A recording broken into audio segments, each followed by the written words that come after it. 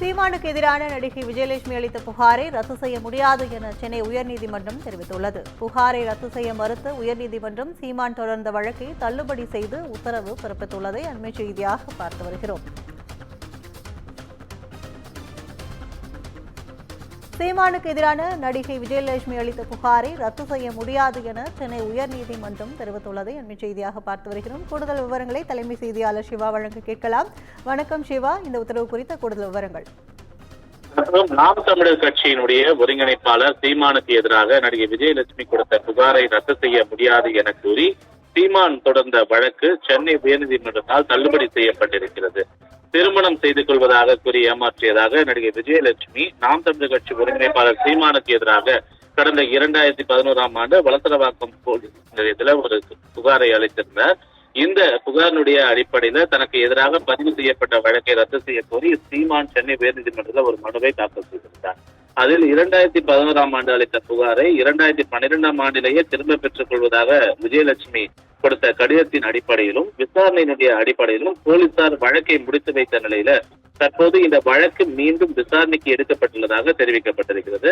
இந்த வழக்கு கடந்த முறை விசாரணைக்கு வந்தபோது காவல்துறை தரப்பில் அறிக்கை தாக்கல் செய்யப்பட்டது என்றும் வழக்கை ரத்து செய்வது தொடர்பாக விளக்கம் பெறுவதற்காக நடிகை விஜயலட்சுமி நேரில் ஆஜராக உத்தரவிடப்பட்டிருந்தது. அதன் பிறகு வழக்கு பட்டியலிடப்படவில்லை என்று குறிப்பிடப்பட்டிருக்கிறது.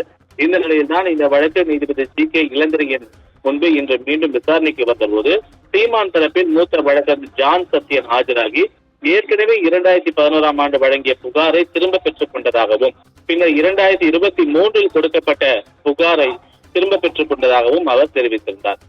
யாருடைய தூண்டுதலின் பேரில் தான் இந்த புகார் கொடுக்கப்பட்டதாகவும் எனவே இந்த வழக்கை ரத்து செய்ய வேண்டும் என்றும் அவர் கேட்டுக்கொண்டார். இதற்கு காவல்துறை சார்பில் ஆஜரான வழக்கறிஞர் முகிலன் இந்த வழக்கு பாலியல் வன்கொடுமை வழக்கு என்றும் ஏற்கனவே இது குறித்து நடிகை விஜயலட்சுமி வாக்குமூலம் அளித்திருக்கிறார் என்றும் அதை சீலிடப்பட்ட கவரில் தாக்கல் செய்து முன்வைத்திருக்கிறோம் என்றும் அவர் குறிப்பிட்டிருக்கிறார். அது மட்டுமில்லாமல் காவல்துறையிடம் இந்த வழக்கை மீண்டும் விசாரிக்கும்படி நடிகை விஜயலட்சுமி கேட்டுக்கொண்டதாகவும் அவர் தெரிவித்திருக்கிறார்.